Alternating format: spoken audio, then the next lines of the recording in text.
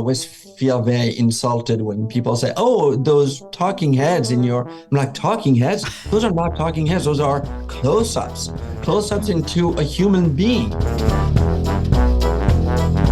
I'm Mitch. And I'm Missy. We're co-workers. He's the boss, and we're married. And she's the boss. Together, we host Good Faith Weekly, a podcast on faith and culture.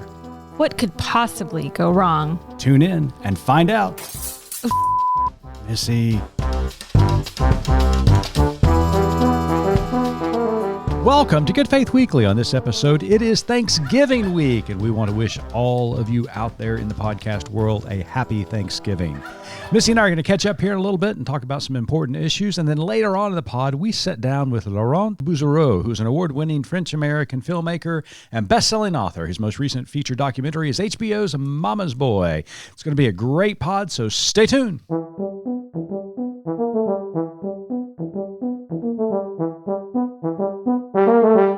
Happy Thanksgiving, Missy. Happy Thanksgiving to you, too. I mean, we're dropping this episode a little bit early this week on a Wednesday so that, you know, you can get in the kitchen and start cooking. True. Although we did sort of lie, I guess, to our listeners because we told them last week, Happy Thanksgiving. We were supposed to take this week off. Yeah, but and we're so committed to the work. Yes, absolutely. And then for a couple of reasons, one very important reason we'll talk about in our wrap up, but another reason we decided to go ahead and drop an episode today is that we knew everybody'd be traveling to grandma's. What else are you going to listen to but us? That's right. So, hey, kids, listen up in the back. Be quiet. Right. Mom and Dad got a very... headphones in. They're not paying attention. So we thought, this would be a great time because we interviewed Laurent and he's got a documentary out. So you can listen to the pod on the way to grandma's. And then while you're in a turkey-induced stupor on the couch and need something to watch, you can watch the documentary and then maybe soften the hearts of some family members who may be not as like-minded as we are. Wow. I mean, we're just going to go ahead and just push the Christmas miracle into December and be hopeful for a Thanksgiving miracle. Is that what you're trying to say? That's right. That's right. So we really did think this would be a great week to drop an interview with a director. Well, anytime my inbox has the words HBO filmmaker and director in it, I am going to return that email. Oh, of course you are. Of course you are. So before we get started today, I do want to take a moment of privilege here because I've got a microphone and note two other things or people that I want to express just incredible thanks for today. So do you mind? Oh, no, well, I mean, I'm going to be embarrassed. But go right ahead. Yeah. It's okay. One is our media producer, Cliff Vaughn, who each and every week takes whatever just trash we might send him and makes it sound cohesive. I know when you asked me in the summer to start doing this with you, I did not want to do this in any way, shape, or form because I knew I would not speak. I don't know. I knew I would say silly, stupid things. Anyways. I think the phrase is, I wouldn't speak well, but you go ahead. Exactly. See, there you go. Clifford the Big Red Dog is awesome, and we love him very much. He's wonderful, but he edits us so well and takes good care of us. I trust him to leave in the things that people would find funny and take out the things that might get me fired. So thank you to Cliff for all that you do. He's sight unseen, but he's the one that makes this possible. And then my next person I'm thankful for is Callie, who does all of our social media and marketing. She's the one that puts together posts and pulls quotes and our fun political ads from last week, I think it was, or 2 weeks ago, which, by the way, we did not do an official vote or an official poll, but if you have checked social media, I am blowing you out of the park in votes and support. I mean, you've got a margarita in your hand. I will tell you this, much like reproductive rights, if you start taking away people's right to ranch and olives, you're out. Apparently that is Randalism is out this year. That's right. So anyways, I just thanks to Cliff and Callie for all the work that they do behind the scenes on this podcast. I am always so nervous to listen because I don't ever feel good about an episode, but when I do listen, I see what they do and how they work hard to make us sound as good as we possibly can. Well, we've got an incredible team, and just for this podcast, I mean, you and I work really hard on the interviews and intro and outro, but like you just said, then we hand it over to the professionals. We're just a couple of monkeys with a microphone. That's right. But we hand it over to the professionals, and they do such a great job. Cliff is just an extraordinary editor and award-winning documentarian, and if he cuts out any of this, he's going to be fired. So true to that. And then Callie, I mean, she's 20-something years old and just an incredible presence on social media and just makes us look so good. Not only the podcast, but the entire organization. Absolutely. So thanks to you both for all of the work you do behind the scenes, as well as the rest of the team, which we will find ways to pat them on the back as time goes on, because everyone on our team deserves just incredible recognition. We have a fabulous team of coworkers that I'm very thankful for. So changing gears, Laurent Bouzereau, who we interviewed today, is a documentarian who they just released, I think last month, a documentary called Mama's Boy. And it is about, I think you mentioned in the opening, about Lance Black, who is a young man who is an Academy-Award-winning screenwriter for Milk, which is about Harvey Milk. Won the Academy Award for that. It starred Sean Penn. An incredible movie about an incredible individual that really was, he was a gay man living in San Francisco and became an incredible advocate for rights, for inclusivity and rights. So just an extraordinary story. But Lance wrote this. This is about Lance, who's the screenwriter. It's a documentary of his life, which is equally fascinating. And so anyways, it's a fantastic documentary. You should definitely watch it. But he does, in the interview today, mention an underlying theme to the documentary is that Lance grew up in the Mormon church. Mm-hmm. And he mentions Laurent. Big news this week. Yeah, you're right. Yeah, Laurent mentions the Mormon church coming out in support of the Respect for Marriage Act in Congress. And when we interviewed him, we had not even heard that news yet, so we didn't camp out there. But I did want to make note of it, that this is big news for people in the Mormon church. To now, it's a piece of legislation that was a marriage equality act, and what made it so significant is that the Mormon Church decided not to oppose that piece of legislation, opening the door for Mormon families to lend their support to their gay and lesbian children. So it was very significant. Laurent was super excited about it. And once you hear the interview, and then afterwards, when you watch the documentary, don't watch it while you're driving, listen to the book about Lance's life story.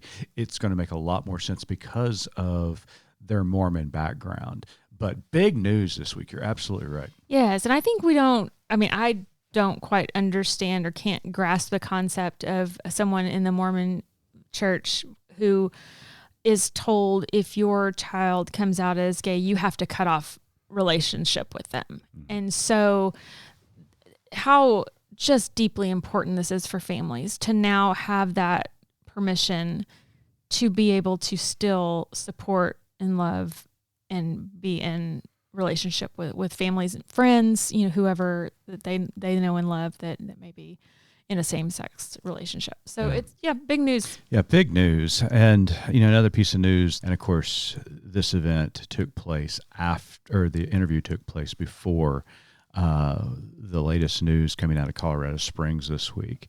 But before we launch into the interview with Laurent, I just want to take time, Missy, just take some silence here on this podcast, because here we have another shooting in Colorado Springs, this time at Club Q, an LGBTQ bar.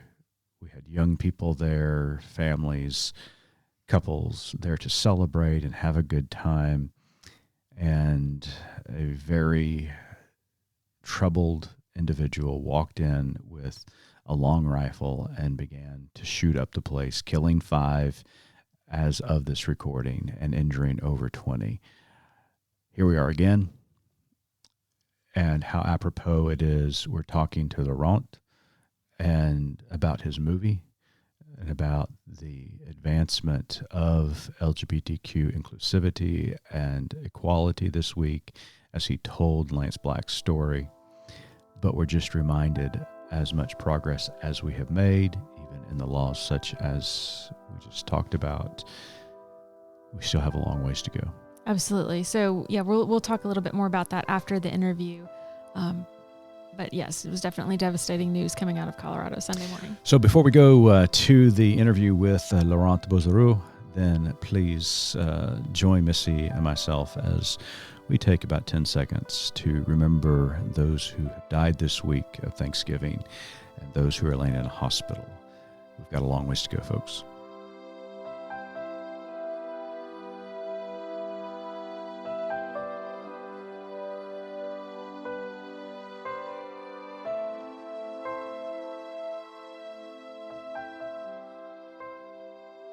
We've got a very special guest with us all the way from Los Angeles, California. Laurent Bouzereau is an award-winning French-American filmmaker and best-selling author. His most recent feature documentary is HBO's Mama's Boy. Mama's Boy centers around the upbringing of the Academy-Award-winning screenwriter of Milk, Dustin Lance Black. Traveling back to the places where he grew up, Black explores his childhood roots, gay identity, and close relationship with his mother, who overcame childhood polio, abusive marriages, and Mormon dogma, while becoming Black's emotional rock and ultimately the inspiration for his activism. Laurent's other credits include the documentary film Natalie Wood, What Remains Behind, and the acclaimed series 5 Came Back, based upon the book by Mark Harris. Laurent has produced and directed hundreds of behind-the-scenes documentaries, and most recently on Steven Spielberg's West Side Story and The Fabelmans. Laurent, welcome to Good Faith Weekly. I'm so excited to be here with you guys. It's so nice to meet you and ask questions. Well, it is an honor to be with you, sir. Laurent, we first want to congratulate you on a beautiful documentary. We just were both. I watched it on an airplane the other day flying home and was embarrassing myself, just getting so teary-eyed and touched. So what drew you to direct this project?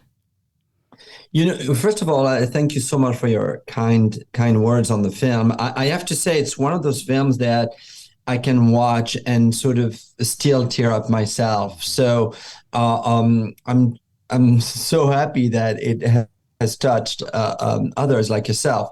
What drew me to it was I was finishing up my film on Natalie Wood, and I saw Lance's book on the shelves. It had just come out, and I started reading it.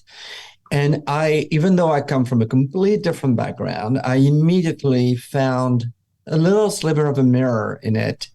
And I found great inspiration in it. And I was like, wow, if me, who grew up in France and can relate to this story, I think it can speak to other people. So it also, this is kind of a weird way of putting it, but it checked all the boxes of what I wanted to explore, which is always themes of family, gay identity, mother-son relationship, all those themes are very universal and relatable.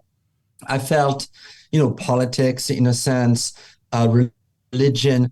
I felt it checked the boxes of something that felt very important and very current and very fresh and young and something for people to be inspired by and maybe make a difference. I never want to assume that my work makes a difference, but this story certainly touched me so deeply that I felt maybe it will make a difference with one family. And if that's the case, it's a victory. So I contacted Lance directly through Instagram, and he responded, was familiar with my work. And and had been approached to do the story of his mom as a narrative film by a couple of companies, and he felt very strongly that it should first be a documentary. So when I contacted him, when we eventually spoke, he felt, he kind of confirmed his own interest, and he said, listen, I want this to be your film. So he was, but I'll help you, and I'll connect with my family and with my friends and everybody I think could be helpful, but I'll provide you with pictures, but this is your movie. So the journey sort of began pretty quickly. We partnered up with Playtone, Tom Hanks's company, and Gary Gutzman, and my friends of 30 years at Amblin Television and Amblin, Dale Frank and Justin Falvey, and also a new company called LD Entertainment, new for me. They've been around for a long time, and they had just done a very successful documentary, and they came on board and financed the film. And along the way, we partnered up with HBO, and here we are. Well, you'll be glad to know that you said you found his book and then decided to make the documentary. And as soon as I finished watching the documentary, I immediately downloaded and started listening to the book. So full circle. I'm about halfway through. It's fantastic. Yeah, Missy was telling me that, you've captured not only the spirit, but the essence of the book. And, it's always great, Laurent, when great stories meet great storytellers. And that's what we see with Mama's Boy. And you just did a fabulous job throughout the documentary. And so it was very well done. You mentioned Lance's mother, Anne. She is one of the central characters in this story. And we just found her so moving and inspirational. She battled childhood polio, as we said a moment ago. She survived abusive marriage. She is an inspiration throughout the documentary. Did you find her story, do you think that connects with those individuals throughout the world who are grappling with this issue of acceptance of the LGBT community, the inclusivity, equality? It was really fascinating to see her evolution throughout the documentary. Yeah, no, I felt that this very singular story, micro story, was universal and was actually macro, As I said, I related to it. It was harder for me to come out to my mom than it was to come out to my dad, for example. So I related to that aspect of it. I was more afraid of my mom's reaction than I was of my dad's reaction. And so, even on that simple level, it was relatable. Also, the fact that we were filming this during COVID, and I'll go a little bit into the behind the scenes because I think it will inform your question as well. But, Anne had polio, which was also, something similar in a sense. Right. And so suddenly it felt like if I'd made the film a year before COVID, it wouldn't have felt necessary. It would have felt historical. Now it just felt like, oh, wow, we're going through a very similar thing where a lot of people were losing their lives. And that was, very tragic. And so the fact that we were going through something similar, made it even more pertinent to our times. And, that's always what you want to find when you're making even a story of the past. You always want to make sure it connects with the present. And so it was like today, the Mormon church recognized gay marriage. So, this story continues to echo throughout, current news having to do with the similar subjects.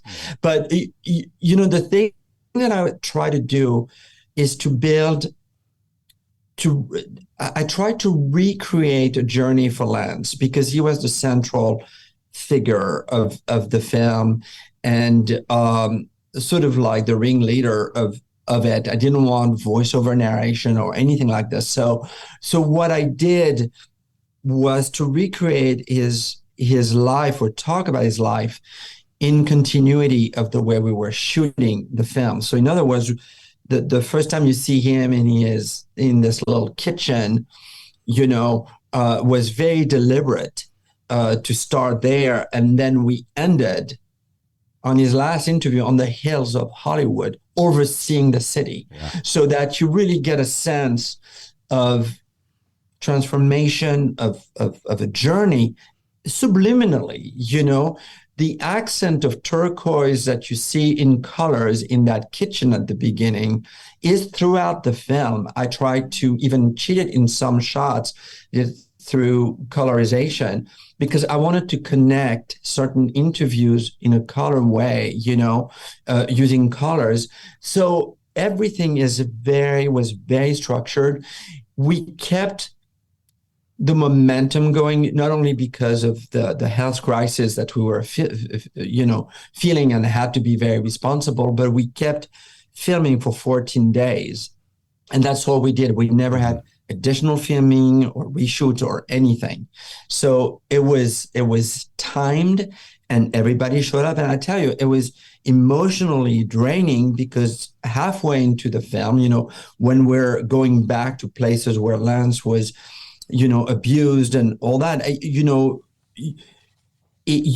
have to have, of course, your production hat of getting the shots and getting the interviews, but then you have to have your heart on, going like, oh my God, this man is reliving something really painful. And it got to a point where it got to be a little much for him. And we had to press pause for a very short bit.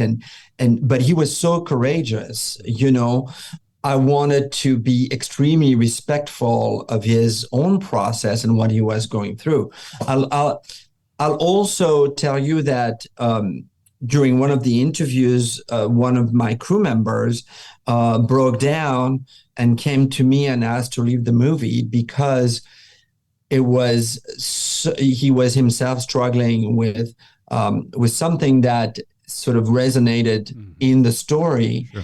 And so as I was making the film, I was realizing how much bigger, the story was, and how much it would potentially affect viewers who watched it. It's very humbling to some degree, and it's also very empowering to realize that you're telling a story that you experience yourself reading a book, very private kind of thing, and then suddenly you're reliving events, and I have to tell you, I was crying during all the interviews, because I'll just say this as an aside, I always feel very insulted when people say, oh, those talking heads I'm like, talking heads? Those are not talking heads. Those are close-ups, close-ups into a human being. Talking head to me is like a puppet, and when you watch a movie, you have wide shots and you have close-ups. You don't call them talking heads, right? So I get very involved, when I'm interviewing a person, and I always make them the center of attention. It's no longer about me, and I'm channeling their emotions, and therefore, I feel moved, and I start to cry pretty much each time we started talking about losing Anne, or losing, Lance's brother, or any of the things that were extremely emotional.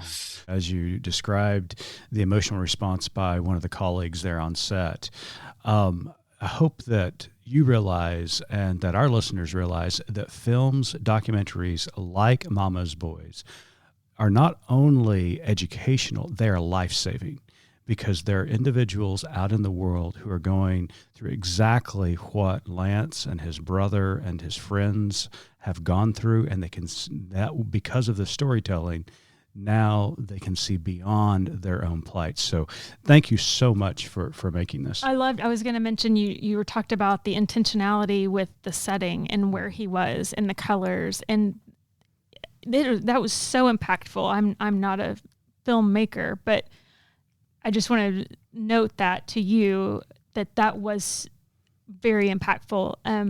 In particular, the scenes you shot going back to his apartment at his graduation party when his mom showed up, and I'm going to get teary just talking about it. And the way that she communicated with him and the way that she accepted him, and just that moment was so powerful. And seeing those shots, like I shared with you before we went on, we have a son in LA who is a writer and kind of, in this arena, and I saw that apartment. I saw his friends. I saw that moment, and it was very powerful. So yeah, and just the way you and Lance set that up to remind us of her own struggle through polio, the clickety-clack of walking through the hall or up the steps. And it's almost her own struggle to get to this point where she can embrace her son fully. It's just beautiful storytelling, man. That's what I'm trying to say. And in that moment where she looks at him and just says, "What are you going to do?" I'm just so happy. I'm just so happy you responded so personally also to it. It's like when I also, one great pride with the film was the music. I worked with this new composer. I'd never worked with her before, but she was she did the score for this beautiful documentary on Selma Blair, and she did something for James Cameron also. And when I try not to give too much direction. I want the composer to sort of embrace the story, but in this case, I really had this vision. Musical vision, which came from a movie I saw when I was a kid called The Deer Hunter. At the end of the film, the whole group of friends, minus, the ones who passed away, are reunited around a table and they start singing God Bless America. And then when they finish, they raise their glasses and they freeze frame. And you have this beautiful, beautiful score called Cavatina, which is a guitar piece. And I said to her that that's the music I've been listening to as I'm prepping the film. And so she immediately embraced guitar as a piece of Lance's mom voice, if you will. And just like when I did the film on Natalie Wood, I wanted it to be a waltz. I was like this sort of dizzying kind of life that she had. And I wanted the music to evoke, that same sort of, is it going to end? Am I going to fall? Am I going to feel, And so music was very much part of my inspiration when I was talking about Lance's mom and remembering that music from The Deer Hunter would get me all choked up, So all that went into really preparing something that, is very well thought out. I want people to know that, to make a film like this, you really have to be super prepared. It's something that's very, that needs a lot of care and attention and love. Yeah, it was wonderful, and you just did a great job putting it together. Another component to the story was California's Prop 8 measure banning same-sex marriage. From that moment, Lance began to pour himself into advocacy. That arc led him to confront his mother's old religion, Mormonism. The LDS Church had financially supported Prop 8, and so as a faith-based media company ourselves, how did you handle that religious component of it? Because a lot of the story was confronting this dogma and this fundamentalism to try to break through and find common ground with just some LDS members to find common humanity so that they could see Lance and the LGBT community as human beings. So how did you deal with religion in the aspect?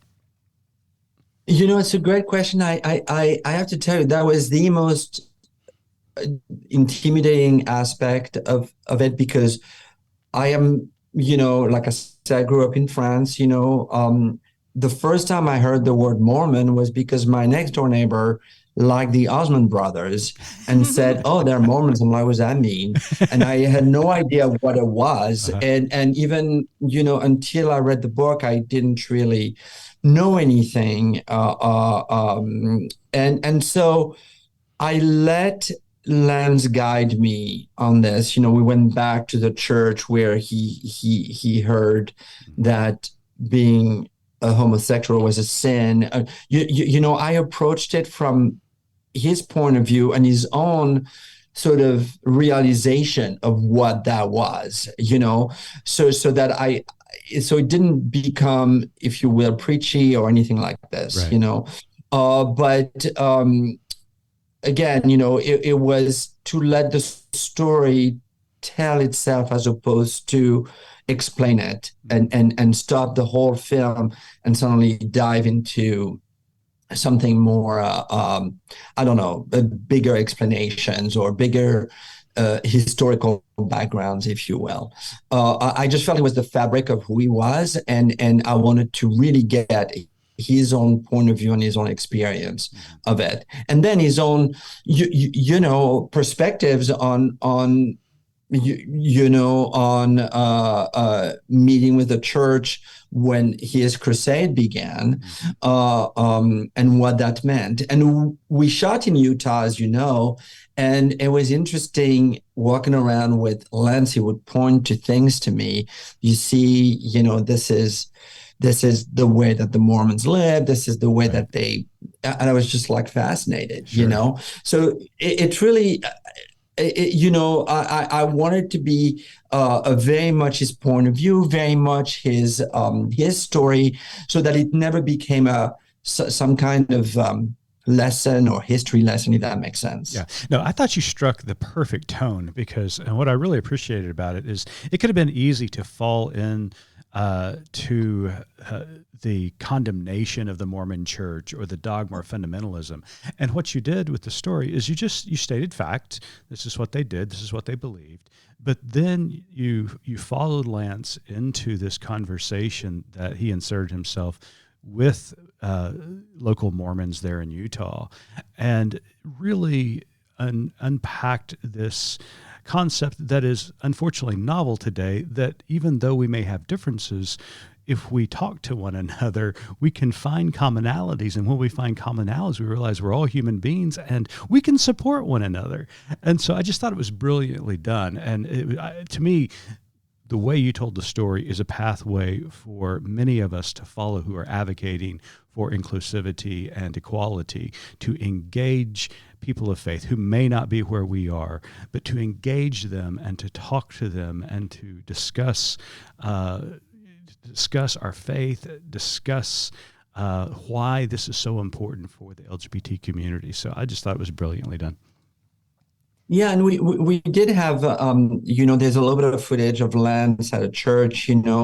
I filmed inside churches that are not Mormons, but I just felt that, the whole aspect of religion, was very much of an aspect of his family, even outside the Mormon church. Yeah.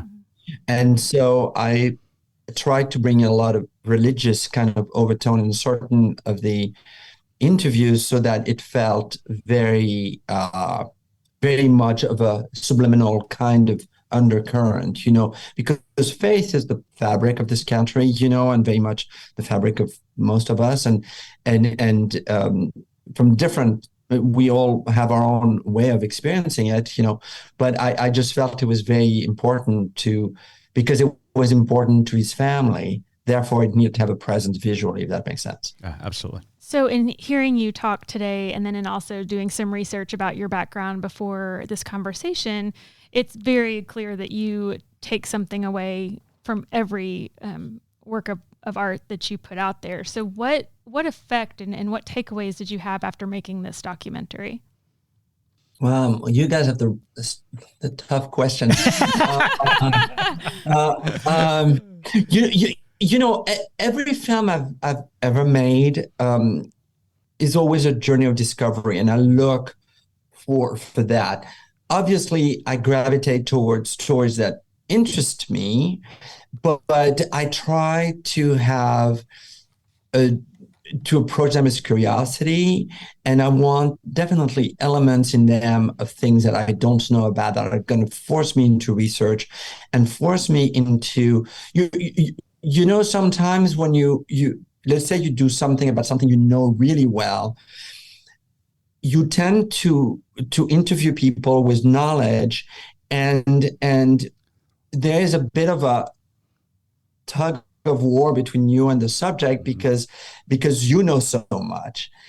You want to approach storytelling in a way that you're very curious and you want to learn, because that's what you want the viewers to be experiencing, So I try to do things that, yes, interest me, but and things that speak to aspect of my own personality, and my own passion. But I would say that Mama's Boy was one that was that pushed me even further, in that I have never made a film about LGBTQ, and that's an important aspect of my life. Obviously, it is my life, and I felt a duty to Lance, who had the courage of fighting on our behalf, and so that was something that was very important to me. I have a husband, and I couldn't have him if not for Lance, Right. And so there was a bit of a debt, so it pushed me to examine, my own values in a sense, and my own the kind of stories I want to tell. That speak maybe about not necessarily just my passion for film, but also my passion for life and lifestyle and choices and things that can be helpful and hopefully inspiring for other people who are just discovering who they are today. Well, Laurent Bouzereau, thank you so much for being a guest with us this week on Good Faith Weekly. His newest documentary is on HBO and HBO Max. It is called Mama's Boy, and as soon as you hit stop on this podcast, you're going to want to rush to a television or a mobile device and watch it. Well, Laurent, before we let you go, we've got one last question for you. Well, first, I have a comment that I want to tell you that like I said earlier, as soon as I watched the documentary, I went and got the book on Audible. And after this, I will be devouring your library of films, because now Absolutely. I'm so intrigued by your work, and I thank you for your time today. Yeah, my dad and mom are listeners to this podcast, and I have to say, my dad is a huge Natalie Wood fan, so he is going to be rushing to see your documentary. I love that film, and again, I hope I said the right things for you in this interview. I'm not the best at this kind of stuff. Oh, you were This fabulous. was fantastic. Yeah. Thank you so much for taking the time. We thoroughly enjoyed our conversation. So, Laurent, as you may know, our tagline at Good Faith Media is "There's more to tell." In light of your work and our conversation today, what is your more to tell? Well, I think first of all, it's an amazing question, because there's always more to tell, and I think that the answers are not necessarily easy, but they're worth exploring. Oh, so, I love that. That's what I try to do in my films, is always ask questions and explore them to their fullest, and hopefully find some answers and a little sliver of a mirror that reflects back onto you, and you've taken something away from it. Great words of wisdom to end the interview on. Laurent, thank you so much, and we wish you the very best. Thank you, guys. And you're welcome back anytime. So next time you publish or you produce a new documentary, please be our guest and come back. Absolutely. I would love to. Thank you so much. Beautiful talking to you guys. Thank you.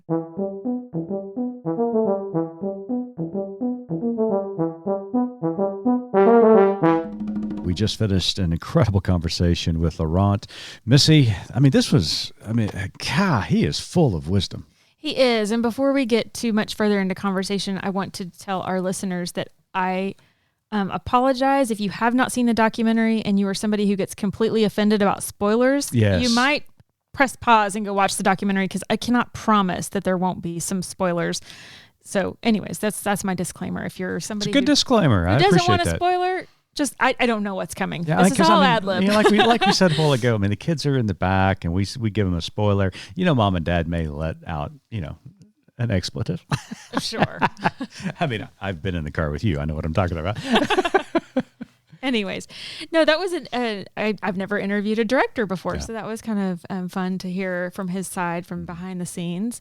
But you mentioned something during the interview about the importance of story and about how amazing it is when good stories meet good storytellers, which is definitely the case with this documentary. Mm-hmm. But in light of what we mentioned in the opening about the shooting in Colorado, I think we would do well to talk a little bit about exactly what you mentioned, the importance of stories. Mm-hmm.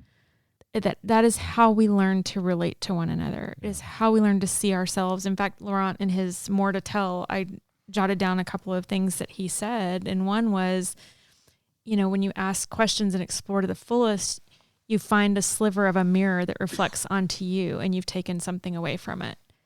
And I think that's what we have to do. We have to start looking at each other and finding that commonality and seeing that we're all people of value. And I don't know where I'm going with that, but it just struck me in light of recent events. We have often lost the understanding of how powerful narrative is. But the reality is narrative is one of the most powerful influencers upon who we are as individuals as well as communities. We have fallen into the trap of this concept of debate and belief and talking points in order to enter into debate. It was born in the age of rhetoric between Socrates and Plato, of arguing their points and to try to win the argument through rhetoric. That has carried on into Western civilization. Other parts of the world do not use that type of debate style in order to get their point across or to shape culture. We were story people. Mm-hmm. We were narrative people. Now, you and I are people of faith. We come from the Christian tradition. Some of the most important stories that we were told growing up was the origin stories, that we were created by a divine force, that it was intentional, that the creator of the universe and this world looked down upon it and said, I'm going to create human beings. And so that gave us a starting point. And then those narratives continued, and we see that throughout the entire Hebrew scriptures into the New Testament. And speaking of New Testament, you know who was a master at storytelling? Let me think.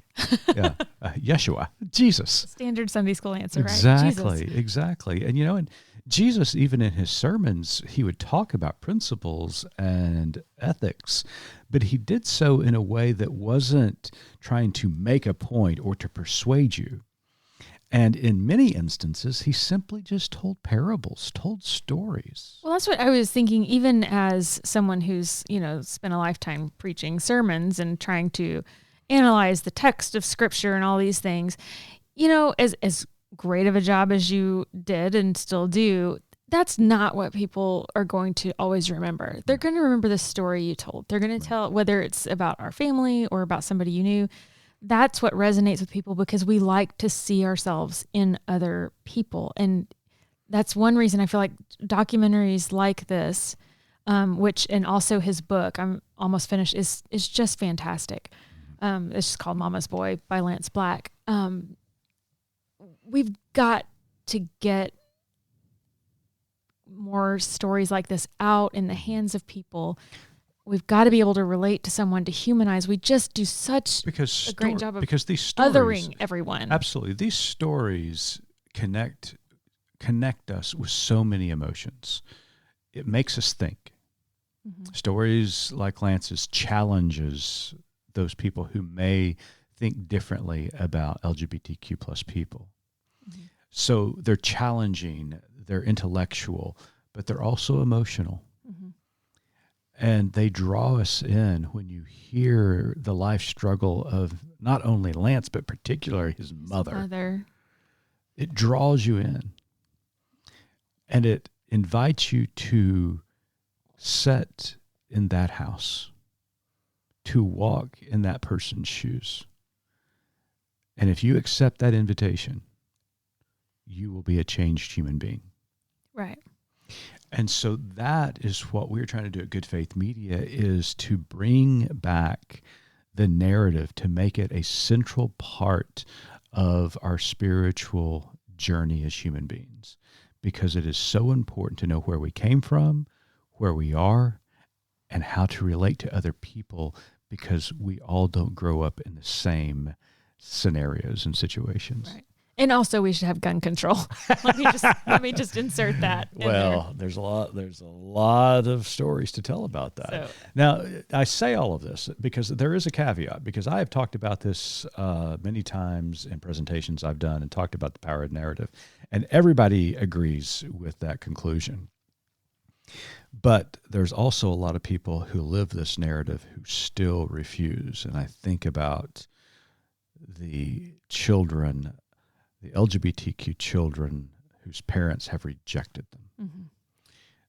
The young people who have found themselves pregnant and have sought reproductive choices for themselves, mm-hmm. and their parents and family have rejected them. Sometimes the narrative takes a long time to play out. Yes. And you and I don't have much patience for that these days. No, we do not. No. But, we do. I mean, that is a reality. I mean, just because you got a good story and you tell it doesn't mean it's going to change everybody's mind, because it's just an invitation. The other person who is listening to the story has to be willing to accept that invitation to be drawn in. We had a conversation, kind of a difficult one, a few weeks ago. We were at the lake with some friends, and there was a gentleman there who is gay, and we were talking about society and changing, and you were kind of saying that it's changing as people, as someone, it's easy to hide in your bubble when you don't know anyone who's this or that thing, whatever label we put on them. But when all of a sudden it's your son, it's your brother, it's your friend, and he said, why does it always have to be someone you know? Why can't you just love and have compassion even if you don't know him, that person? And he's absolutely right, and I don't have an answer for that. Mm-hmm. I don't know, and it's frustrating. Yeah. But what I do know is we keep trying, we keep plugging away, we keep humanizing people, and doing the work in hopes that no one else will pick up a gun and walk into any public place, anywhere, mm-hmm. and take out their anger, their hate, their ignorance on innocent human beings. Yeah. The problem, as I see it, I talked a little bit about this in a sermon that I preached at Royal Lane Baptist Church in Dallas, Texas, this past weekend, that Jesus, as he invites us along on this journey, says there's really two requirements, and that is to love God and to love other people as you would love yourself. And that's about it. Mm-hmm. But we have a problem with that. And the problem we have is this. Most Christian people will say, I love you, but. Mm-hmm. And once that but is inserted, you can pretty much disregard everything. The first three words. Everything. Because it's limited. It's limited. It has parameters. That love has parameters. has its limitations. You have to fit into somebody's mold in order for them to love you properly. Mm-hmm. And that goes against what Jesus taught us. It really does. One of the, most poignant moments in the documentary to me, and again, here's spoiler alert, is when Lance he goes back to Salt Lake City and he discovers that there is actually a pride parade mm-hmm. in Salt Lake City. He was very surprised to learn that, as was I. But there's photos of people with signs, and this one person had a sign. It was many Mormon people, and one person had a sign that said, "Sorry, I'm late." And I just lost it. Right. I don't know. I hate that. That was so amazing and heartwarming on one hand, but on the other hand, we can no longer afford for people to be late to the table. People are dying. I really can't add to that. I mean, because of my tardiness to this issue, I'm a very strong advocate at this time. But because of my tardiness, people died. People suffered. They were marginalized and they were oppressed. And the only thing I can do is to ask for forgiveness for my tardiness. And if I know my LGBTQ plus brothers and sisters well enough, I know that they are a loving community. Absolutely. And so when we show up at the Pride parades and say, I'm sorry that we are late, but we are here and we are proud and we are not going away. Absolutely. That's what we need to be doing. And that moment was very, very poignant. Now for me, and I'm not going to give away the stories, but there is a moment in the story where Lance's mom, Anne, who's been struggling with his identity, shows up at his house mm-hmm. with a surprised showed up at his house. We can say, we already gave spoiler warning. Okay. So you can say it's his graduation party. It's his graduation from UCLA Film School. And she surprises him. And they're having a party, and all of his gay and lesbian friends are there.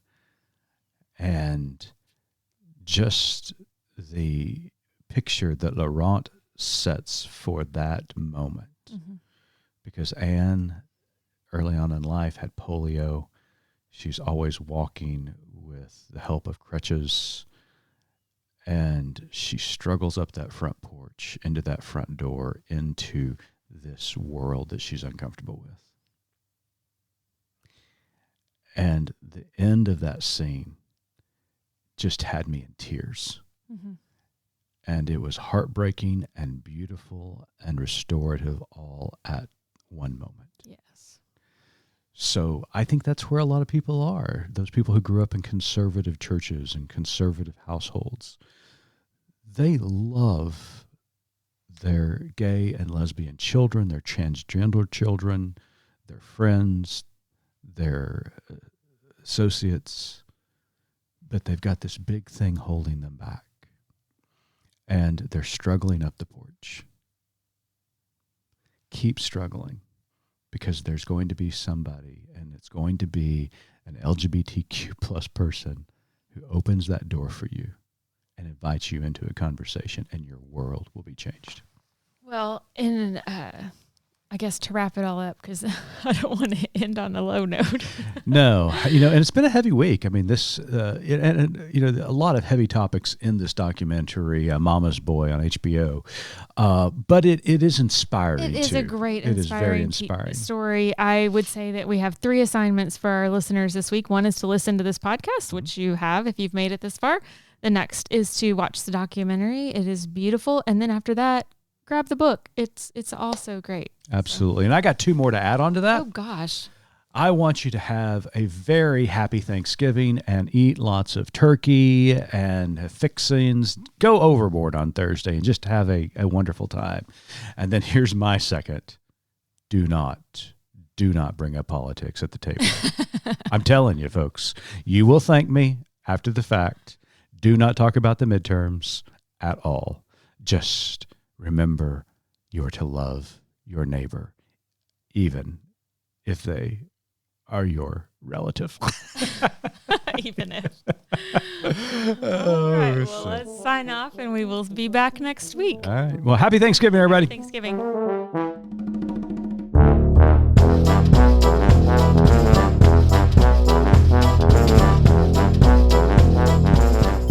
You've been listening to Good Faith Weekly, hosted by Mitch and Missy Randall. This weekly podcast from Good Faith Media discusses matters of faith and culture. Subscribe wherever you get your podcast and give us a like and a glowing review. We produce the podcast out of Norman, Oklahoma. Our music comes from Pond 5. And we're supported by listeners like you. Learn more about us at goodfaithmedia.org.